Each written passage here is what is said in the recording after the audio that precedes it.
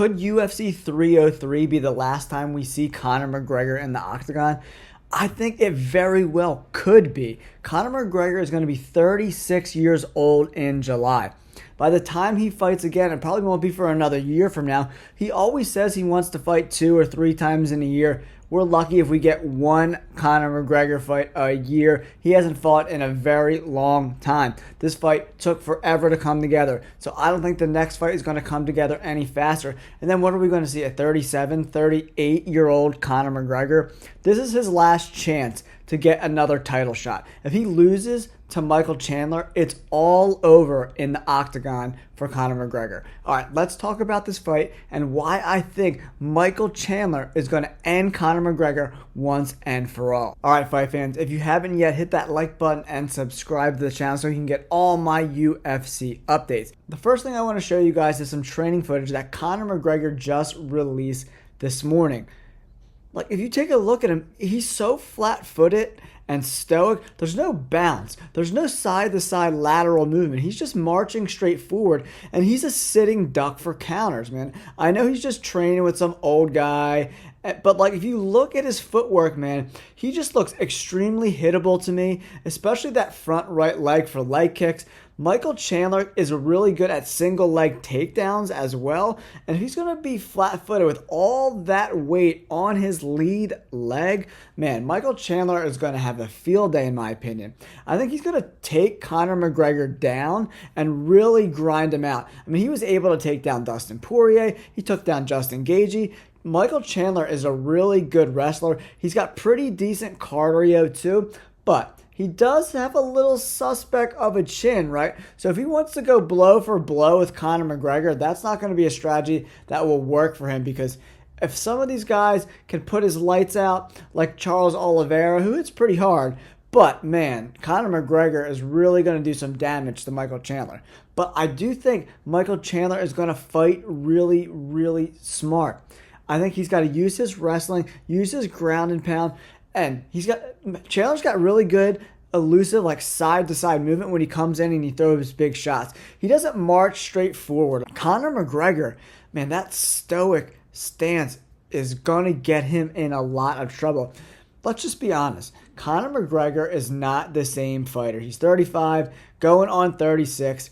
He's just not the same guy. He doesn't have the same fluidity in his movements. He wants to be this like one-hitter quitter, one-punch power type of fighter, and he doesn't have the chin or the cardio to do that, man. He's not really good at taking damage. He's good at being the hammer, but he's not really great at being the nail, right? So that's why I think Michael Chandler can win this fight. Next, let's move on to the tail of the tape. Conor McGregor, his last fight was 2 years and 9 months ago. Almost 3 years since Conor McGregor has been in the octagon. Michael Chandler's been away too, 1 year and 5 months. Not as nearly as far as Conor McGregor, but he's still been out of the octagon for a little while. So there's going to be some real ring rust for Conor McGregor. Conor even said he doesn't fight enough to get comfortable in the octagon. And the way he looks, I just don't think it's going to end well for Conor McGregor. They're both going to fight at 170 pounds. Conor McGregor has lost 3 out of his last 4. The same goes for Michael Chandler. He's got losses to Dustin Poirier, Justin Gaethje, and Charles Oliveira. Conor McGregor has 2 losses to Dustin Poirier and the loss to Khabib 5 years and 6 months ago. It's crazy.